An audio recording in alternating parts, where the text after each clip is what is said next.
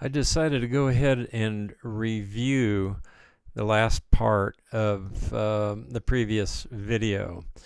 And essentially, as the title says, we're going to uh, do a few things: dump, divide, shape, and bake. Anyway, scatter a little bit of flour. As I mentioned before, I like to just simply lift the bowl and tip it as much as I can, and then with the use of a little aid with a spatula uh, and the weight of the dough, just have it dump right on out. Then sprinkle the top with a bit of flour, and then we're going to divide it. I like to use this bench knife. I probably mentioned this before, but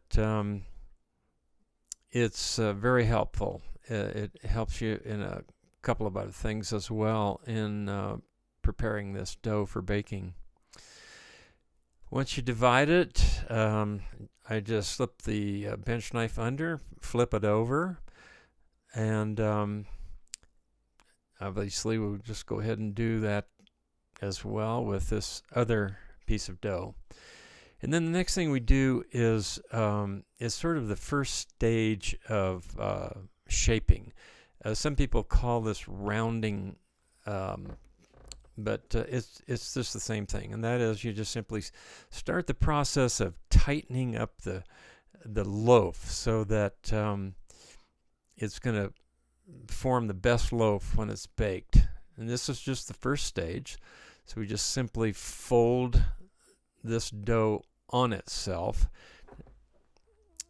and then I go ahead and flip that back over, and you can see there's a little bit of difference between the two. The one on the left side of the screen is hasn't been dealt with at all, and this first one has had an initial part of the shaping. Okay, now we're going to use the bench knife to push and try to sort of pull the dough underneath the loaf, and that process tightens things up. The gluten in the flour is what really helps form this loaf up. Okay, so we're going to do this little shape up. The first is just folding it on itself. This is really the first step of shaping. And then, as we did with the other one, I'll just go ahead and flip this over. And you can see it's already got some tension in it, and it's holding its shape, if you will. Sometimes I do this just a little bit, just with my hands. It's a baking move, but it's really best done to finalize, if you will, with the bench knife. After this initial rounding up, then we'll just go ahead and cover these and let them rest for about 20 or 30 minutes. This kind of loosens them up and sets things up for the next shaping. Now, I suggest you get one of these brat form proofing baskets, because after we do this next step, then you'll want to put your loaf into the proofing basket where it's going to have to sit and ferment for a few hours. And a nice kitchen towel, a thin one, is kind of handy. And also rice flour. You can buy it at some stores, probably Asian stores, but it is available, probably on the internet too. Okay, then this is the final shaping. So we're going to flip this loaf over and do this final shaping, which is really the final critical part where you're going to really try to tighten things up. So you're going to go through a little more elaborate method here. So you take that edge closest to you, flour your hands up good, and then stretch it toward you. And then you want to get as much tension as you can without tearing the dough. Okay, then the sides, we'll get the sides, and again, flouring your fingers a little bit if you need, and then kind of get them underneath there, gently grasp them, and then stretch those out, and then fold one over the other. And then this far edge, the one farthest away from you, see, since the loaf is starting to tighten up now, things are kind of shortening up. So, but again, same thing, grasp that, stretch it away from you. You'll feel that tension start to develop, and that's when you want to just fold it on over toward you. And already you can see it's getting tightened up here. And then the last edge next to you is really kind of short, but you can kind of get your fingers under there and grasp it and give it a pull. It's not going to be as easy as the first 2 or 3 moves. So, and then just kind of roll it over, and then at the same time roll the loaf over, seam side down. And then next, what we're going to do is, again, using the bench knife, I like to put a little flour on top to protect that. That's the top of the loaf, and so you really want to protect it at this point. You don't want to tear it or mess it up in any way. So again, the very last move then before we put them in the baskets is to go ahead and use that bench knife and tighten things up. And already you can see how it's just the dough is really getting tight and compact and holding its shape now. So you're being successful if that's the way things look. And then of course we'll just go ahead, get the other loaf, do the same thing, flip it over. Now we're putting the top down, if you will. The top that you're looking at now is going to be flipped over, and now it's on the bottom. So this is the bottom of the loaf facing you, and it's just like we did before. You can see how slack the dough is here, but it's going to be tight when we get through. So just grab that edge closest to you, stretch it, fold it over. Same thing on the sides now. And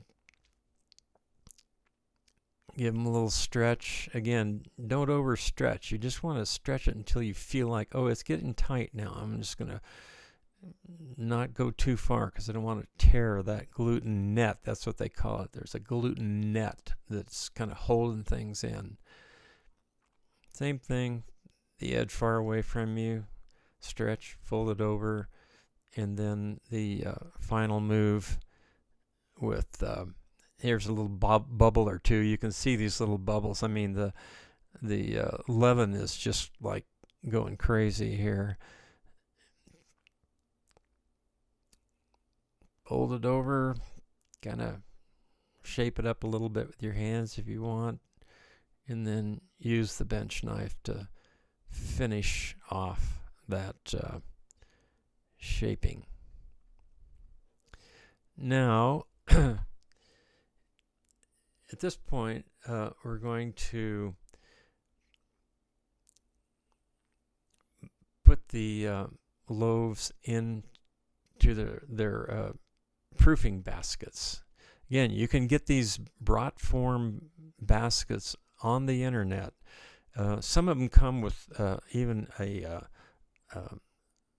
little linen cover that is quite handy. I've never bought them because I don't know why. I sort of, you get in the habit of doing things. So, but anyway, then get the rice flour and sprinkle that rice flour all around, relatively generously. It's going to keep that dough from sticking to the towel. And then slip that under, flip it over. Now the bottom of the loaf is on top, and the top of the loaf is laying down on the bottom. It's protected with the towel and also the rice flour.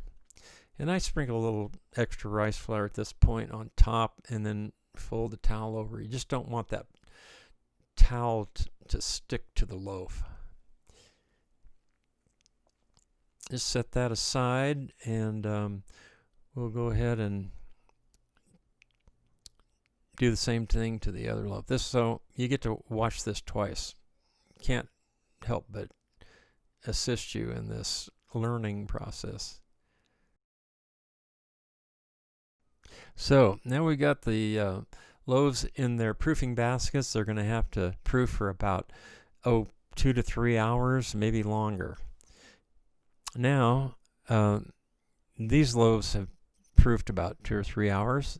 The oven has been preheated to 500 degrees, and if you don't have a combo cooker, which most people don't, you can find them, sometimes in a hardware store or even on the net. This is called a combo cooker, and as you can see, it's sort of like a Dutch oven with a lid that can be used as a skillet. So next we're going to dump the loaf.